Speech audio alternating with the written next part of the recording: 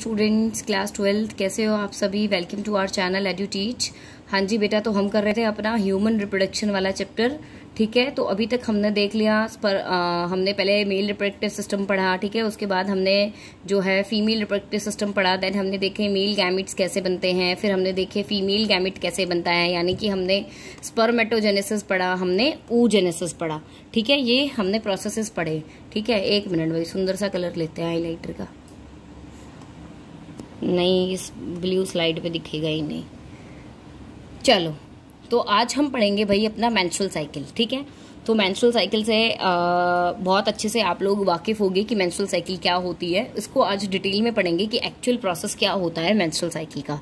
ठीक है, एक बार मैं तुम्हें ओवरऑल बता देती हूँ कि हमने देखा था कि जो फीमेल्स होती हैं उनका जो फीमेल रिप्रोडक्टिव स्ट्रक्चर होता है उसमें से क्या होता है कि हमारे पास क्या प्रेजेंट होती है, हमारे पास इन द सेंस फीमेल्स के पास। ठीक है, तो उनके पास जो होता है a pair of ovaries is present. ठीक है, तो एवरी मंथ हमने देखा था कि जो ओवरी है वो क्या करती है, अपना एग रिलीज करती है। ठीक है, और उस प्रोसेस को हमने नाम दिया था जो हमने oogenesis में पढ़ा था, दैट इज ओव्यूलेशन।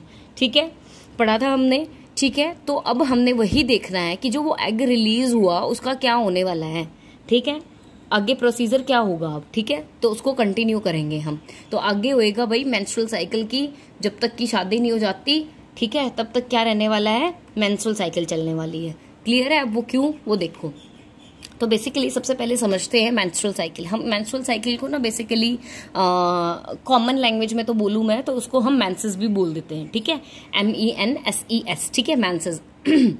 तो मेंस्ट्रुअल साइकिल बेसिकली क्या होता है बेटा कि हमारी एक रिप्रोडक्टिव साइकिल होती है। हमारी, मैं बार बार ऐसे ही बोलती रहूंगी, हमारी मेरी हैबिट हो रखी है, तो please this is for females only. ठीक है, तो जो रिप्रोडक्टिव साइकिल होती है वो स्टार्ट होती है बेटा, ठीक है, एक मेंस्ट्रुएशन होएगा, उसके बाद नेक्स्ट मेंस्ट्रुएशन होएगा, ऐसे ही हर मंथ जो है ना मेंस्ट्रुएशन होता रहेगा। ठीक है, उसको बोलते हैं मेंस्ट्रुअल साइकिल, यानी जिसको हम मेंसेस भी बोलते हैं। क्लियर है तुम्हें? और ये किसमें होता है भाई, बार बार तुम्हें बोल रही हूँ, फीमेल प्राइमेट्स में होता है। ठीक है, फीमेल प्राइमेट्स में, जो फीमेल प्राइमेट है ना उनमें होता है। मैंने तुम्हें ये सेकेंड चैप्टर में बताया था, दो तरीके की साइकिल होती है ना हमारी, ओएस्ट्रो साइकिल एंड मेंस्ट्रुअल साइकिल। तब भी मैंने तुम्हें ये थोड़ा इसका आइडिया दिया था। ठीक है, और उस टाइम मैंने बोला भी था कि हम डिटेल में बाद में पढ़ेंगे इसको। ठीक है, क्लियर है तुम्हें? तो मेंस्ट्रुअल साइकिल क्या होता है बेटा कि हर मंथ जो ओवरी है उससे एक एग रिलीज होता है एंड वो जो एग होता है, ठीक है, वो एग अगर उसके पास स्पर्म्स नहीं आए, अगर फर्टिलाइजेशन नहीं हुआ तो क्या होता है, वो एग जो होता है वो क्या होता है, बॉडी से आउट निकल जाता है, बाहर हो जाता है, पास थ्रू हो जाता है। ठीक है, in the form of a blood like fluid. ठीक है, रेड कलर का ब्लड लाइक फ्लूइड होता है। ठीक है, वो एक्चुअल में ब्लड भी होता है एंड और भी बहुत कुछ होता है, वो जो भी हम देखेंगे क्या होता है वो। ठीक है, क्लियर है? समझ में आई बात? तो इसको हम क्या बोलते हैं कि ये क्या है, हमारी मेंस्ट्रुअल साइकिल है। ठीक है, अब क्या है, जो फर्स्ट मेंस्ट्रुएशन होता है ना भाई, जो कि जो ये हमारी फीमेल्स होती हैं उनमें प्यूबर्टी से स्टार्ट होता है। प्यूबर्टी पीरियड पता है ना तुम्हें, उसमें बहुत सारे चेंजेस होते हैं, हमारी रिप्रोडक्टिव ऑर्गन्स फंक्शनल हो जाती हैं। ठीक है, बॉडी पे हेयर्स आने शुरू हो जाते हैं। क्लियर है? तो जब भी प्यूबर्टी स्टार्ट होती है तो उसी टाइम पे ना मेंस्ट्रुएशन भी, फर्स्ट मेंस्ट्रुएशन आती है, यानी कि हमारी ओवरीज जो हैं वो फंक्शनल हो जाती हैं एंड ओव्यूलेशन का जो प्रोसीजर है, यानी एग रिलीज होने का प्रोसीजर जो है वो शुरू हो जाता है ड्यूरिंग प्यूबर्टी। ठीक है, जैसे ही प्यूबर्टी आएगी तो मेंस्ट्रुएशन शुरू हो जाएगा। तो फर्स्ट मेंस्ट्रुएशन होता है ना जो बच्चा, उसको हम बोलते हैं मेनार्क। क्या बोलते हैं उसको हम? मेनार्क। और जो लास्ट मेंस्ट्रुएशन होता है ना, जो कि होता है 50-55 की साल की एज में फीमेल्स में। ठीक है, अंडे बंडे बंद हो जाते हैं, ऐसे बोलते हैं नॉर्मल लैंग्वेज में। ठीक है, यानी न्यू एग कोई अब रिलीज नहीं होएगा, कोई ओव्यूलेशन नहीं होएगा। ठीक है, यानी अब females are not capable to give rise any birth to a child. ठीक है, क्लियर है? तो उसको बोलते हैं मीनोपोज। ठीक है भाई, समझ में आया? Then the cycle is repeated at interval of 28 to 29 days, यानी कि अराउंड हर मंथ जो है ये साइकिल रिपीट होती है। वो कैसे होती है रिपीट, वो अभी मैं तुम्हें आगे समझाऊंगी। ठीक है, तो हम ये देखेंगे बेसिकली कि जो मेंस्ट्रुअल साइकिल है ना भाई, वो मेंस्ट्रुअल साइकिल जो होती है वो 3 फेजेस में डिवाइड होती है। ठीक है, सबसे पहला मेंस्ट्रुअल फेज, यानी कि सबसे पहले प्यूबर्टी में क्या होने वाला है। ठीक है, प्यूबर्टी टाइम पे शादी थोड़ी ना हो जाती है, स्पर्म्स थोड़ी ना आएंगे। ठीक है, फर्टिलाइजेशन नहीं होने वाला, तो ऑब्वियसली मेंस्ट्रुअल फेज ही रहेगा ना।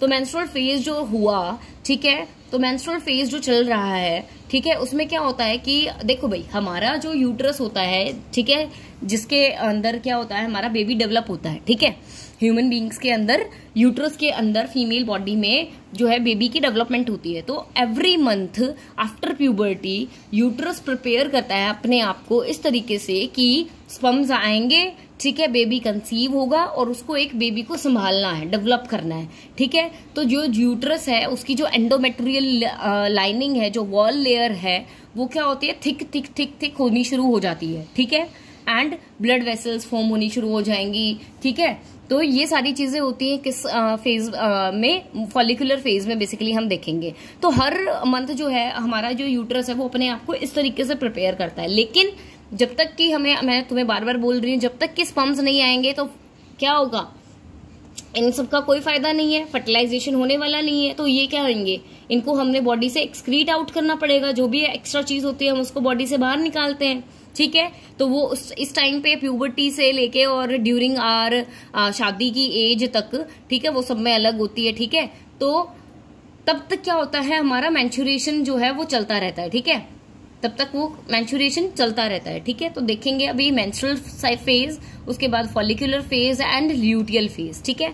तो ये 3 फेजेस हैं हमारे। पहले यहां देखो तुम डायग्राम में, देखो भाई, तो हमारे कितने फेजेस हैं, 3 फेजेस हैं। मेंस्ट्रुएशन फेज देख रहे हो, मेंसेस लिखा हुआ है, ठीक है, यानी कि ऐसे एक ब्लड की फॉर्म में, ठीक है, जो हमारा जो ये एक्स्ट्रा मटेरियल है, जो मैं भी बताऊंगी तुम्हें, वो क्या होता है, बॉडी से एक्सक्रीट आउट होता है। तो मेंस्ट्रुअल फेज है हमारा। देन हमारा फॉलिकुलर फेज है, ठीक है, एंड जो ये जो है ना, ये 14th डे है भाई, जो ये लाइन बीच में दिख रही है ना, this is our 14th day of cycle. And ये जो 14th डे होता है ना, इस पे क्या होता है, हमारे जो सारे हार्मोन्स होते हैं ना, वो क्या होते हैं, पीक पे होते हैं, यानी सबसे ज्यादा अमाउंट में सिक्रीट हो रहे होते हैं इस टाइम पे। क्योंकि इस टाइम पे क्या होता है, जो हमारा ग्राफियन फॉलिकल हमने पढ़ा था, उस ग्राफियन फॉलिकल में से एग बाहर निकल गया, यानी ओवुलेशन हो गया।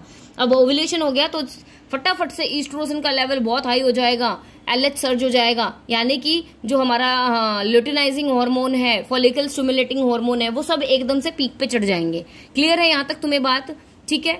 अब क्या होगा कि ओव्यूलेशन हो गया यहां तक, ठीक है। तो अब ओव्यूलेशन हो गया, देखो फॉलिकुलर फेज में, अब यहाँ पे आओ तुम, जो यूट्रीन के इवेंट है, इधर देखो, दीज आर यूट्रीन इवेंट की, ये यूट्रस में चल रही है, ये एंडोमेट्रिंग लाइनिंग है जो तुम्हें दिख रही है ना, ये दिस इज योर एंडोमेट्रिंग लाइन, ठीक है। ये देखो ओवरी के हार्मोन है जो ओवरी रिलीज कर रही है, this is oestrogen and this is progesterone. ये ओवरी के अंदर इवेंट चल रहे हैं, कैसे जो है फॉलिकल देखो डेवलप होता जा रहा है, ठीक है। यहाँ मैच्योर फॉलिकल हो गया, ग्राफियन फॉलिकल हो गया, ठीक है। 14th डे पे ओव्यूलेशन हो गया। क्लियर है तुम्हें, ओव्यूलेशन होते ही ईस्ट्रोजन एंड एलएच सर्ज हो जाएगा, यानी luteinizing hormone and follicle stimulating hormone peak पे चला जाएगा, ठीक है। जब तक कि ये नॉर्मल था, ठीक है, अभी तक ग्राफियन फॉलिकल जो है मैच्योर हो रहा है, तो तब तक देखो इनका लेवल डाउन रहता है, इनका लेवल डाउन रहता है। जैसे ही मैच्योर हो जाता है ना ग्राफियन फॉलिकल, वैसे ही ईस्ट्रोजन का लेवल उठने शुरू हो जाता है, बढ़ने लग जाता है, ठीक है। क्लियर है। और जो प्रोजेस्टेरोन हार्मोन होता है ना बेटा, वो होता है हमारा प्रेगनेंसी का हार्मोन। जब प्रेगनेंसी होती है ना, तभी उसका लेवल बहुत हाई होता है, ठीक है, मतलब प्रेगनेंसी की कंडीशंस के दौरान, ठीक है। क्लियर है, समझ में आई बात। तो क्या होता है भाई, जब अब ये ओव्यूलेशन हो गया, यानी एग रिलीज हो गए, 1 मिनट में ये सब इरेज कर दूं, जब एग रिलीज हो गया, ओव्यूलेशन हो गया, तो अब क्या होगा, इनके पास स्पर्म आने चाहिए, और स्पर्म जब आएंगे नहीं तो क्या होगा, तो जो ये ग्राफियन फॉलिकल का बेटा जो ये पार्ट है ना, बाहर का जो लेयर है ग्राफियन फॉलिकल की, वो क्या है, किसमें डेवलप हो जाएगी, एक येलो बॉडी में डेवलप हो जाएगी जिसका नाम है कॉर्पस ल्यूटियम, ठीक है। और कॉर्पस ल्यूटियम क्या बोलेगा, कॉर्पस ल्यूटियम बोलेगा ओवरियन हार्मोन को, प्रोजेस्टेरोन को, कि भाई अब है ना, तू अपने आप को तैयार कर ले, क्या होएगा, अब कंसीव होने वाला है बेबी, ठीक है। तो प्रोजेस्टेरोन का लेवल हाई हो जाएगा। लेकिन जैसे जैसे क्या होएगा, हमारा ल्यूटियल फेज चला जाएगा और हम देखेंगे कि 29वां 30वां दिन आ गया है, लेकिन स्पर्म्स वगैरह कुछ आए नहीं है, तो क्या होएगा, ये जो कॉर्पस ल्यूटियम है ना, वो धीरे धीरे खत्म होता चला जाएगा। एंडोमेट्रियम की जो लाइनिंग इतनी सारी डेवलप हो गई थी बेबी के लिए, अब वो टूटनी शुरू हो जाएगी और लेवल्स देखो दोबारा से गिरने शुरू हो गए। समझ में आ रही है बात तुम लोगों को मेरी, ठीक है। तो हाँ जी बेटा, सॉरी पावर चली गई थी। देखो भाई, तो हम क्या कर रहे थे, समझ में आया तुम्हें कि बेसिकली साइकिल में क्या हो रहा है, ठीक है। तो अब हम इसको समझेंगे स्टेटमेंट्स की फॉर्म में। मैंने डायग्राम मैंने तुम्हें पहले इसलिए समझाया ताकि तुम कनेक्ट कर पाओ, ठीक है। तो सबसे पहले बेटा क्या आता है हमारा, सबसे पहले आता है हमारा menstrual phase, this is our menstrual phase, ठीक है। तो मेंस्ट्रुअल फेज में क्या होता है कि मेंस्ट्रुअल फ्लो होता है, जो कि अराउंड 3 से 5 दिन तक रहता है, ठीक है। जो एंडोमेट्रियम की लाइन बनी थी हमारी, ठीक है, जो हमारा कॉर्पस ल्यूटियम था, ये सब क्या हो रहा है, अब इनको निकलना है बॉडी से बाहर ब्लड की फॉर्म में, तो अराउंड 3 से 5 दिन लग जाते हैं इसको बॉडी से बाहर निकलने में। तो समझो, the endometrium line of the uterus breaks along with the blood vessels which form the red fluid results in the menstrual flow, ठीक है। अगर ओवम फर्टिलाइज हो जाता है बाय अ स्पर्म तो मेंस्ट्रुअल फ्लो नहीं होता, यानी कि वो क्या इंडिकेट करता है कि आप कंसीव कर चुके हो, आप प्रेग्नेंट हो, ठीक है। उसके बाद आता है हमारा फॉलिकुलर फेज। फॉलिकुलर फेज में मैंने तुम्हें बताया था बेटा क्या होएगा, लाइनिंग बननी शुरू होएगी, फॉलिकल्स मैच्योर होंगे, ठीक है। एंड 14th डे पे एलएच सर्ज होगा, दैट इज कि आपका ओवुलेशन हो जाएगा, ईस्ट्रोजन एलएच एफएसएच का लेवल हाई हो जाएगा, ठीक है। तो इसमें क्या होता है फॉलिकुलर फेज में, प्राइमरी फॉलिकल जो है ओवरी में वो ग्रो करते हैं, ग्राफिन फॉलिकल में कन्वर्ट होते हैं। ये सब मैं तुम्हें पहले पढ़ा चुकी हूँ, ठीक है। सारी जो वीडियोस का लिंक है डिस्क्रिप्शन में मिल जाएगा, प्लीज आप देख लेना। तो एंडोमेट्रियम जो है वो क्या हो जाती है, वो रीजनरेट करती है अपने आप को, ठीक है। पिट्यूटरी हार्मोन आएंगे, ओवरी हार्मोन इंड्यूस होंगे और ग्राफिन फॉलिकल को बनाएंगे, ठीक है, एंड एंडोमेट्रियम को तैयार करेंगे। जो सिक्रेशन होता है गोनेडोट्रोपिन का, यानी कि ल्यूटिनाइजिंग हार्मोन और फॉलिकल स्टिमुलेटिंग हार्मोन तुम्हारे जो हैं एलएसएच और एफएसएच, ठीक है, तो वो ग्रेजुअली इंक्रीज करना शुरू करेंगे इस फेज में और फॉलिकल की डेवलपमेंट को जो है स्टिमुलेट करेंगे और सिक्रीट करेंगे एस्ट्रोजेंस, ठीक है। जो फॉलिकल्स होते हैं ना बेसिकली, जो फॉलिकल मैच्योर होते हैं वही फॉलिकल ना फॉलिकल स्टिमुलेटिंग हार्मोन को बनाते हैं। तो जब एलएच और एफएसएच एक पीक लेवल अटेन कर लेता है in the middle of the cycle, that is your 14th day, बार बार बोल रही हूं, तो क्या होगा, रैपिड सिक्रीशन जो होगा एलएच का, तो वो मैक्सिमम लेवल अटेन कर लेंगे और उसको बोलते हैं हम एलएच सर्ज, ठीक है। और इसकी वजह से क्या होगा, जो ग्राफिन फॉलिकल है वो रप्चर हो जाएगा एंड ओवम रिलीज हो जाएगा और इस प्रोसेस को हम ओव्यूलेशन पढ़ते आ रहे हैं बार बार। तो लास्ट आता है हमारा ल्यूटिल फेज। ल्यूटिल फेज में क्या हुआ कि अब जो हमारा रप्चर्ड पार्ट है ग्राफियन फॉलिकल का, वो किस में बदल जाएगा, येलो बॉडी कॉर्पस ल्यूटियम में बदल जाएगा। कॉर्पस ल्यूटियम क्या करेगा, प्रोजेस्टेरोन को सीक्रेट करवाएगा, ठीक है, और जो क्या करेगा, हमारी एंडोमेट्रियम की लाइन को ना मेंटेन करके रखेगा। हाँ जी भाई, अब स्पर्म आएंगे, जाइगोट बनेगा और जाइगोट आके यूट्रस में इम्प्लांट होएगा, तो भाई तू बना रहे, ठीक है, तेरा काम है अभी। लेकिन जब स्पर्म नहीं आते तो during all these event menstrual cycle stop हो जाती है। अगर प्रेगनेंसी हो जाए, ठीक है, कंसीव, ठीक है, तो कोई मेंस्ट्रुएशन नहीं आता। लेकिन अगर फर्टिलाइजेशन नहीं हुई तो कॉर्पस ल्यूटियम अपने आप ही को डीजेनरेट करना शुरू होता है। तो जैसे कॉर्पस ल्यूटियम डीजेनरेट होगा, प्रोजेस्टेरोन भी खत्म होता चला जाएगा।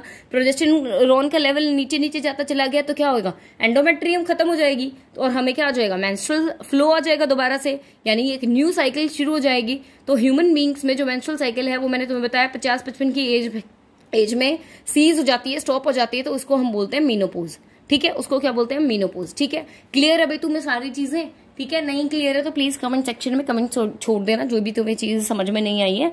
चलो, thank you so much for watching.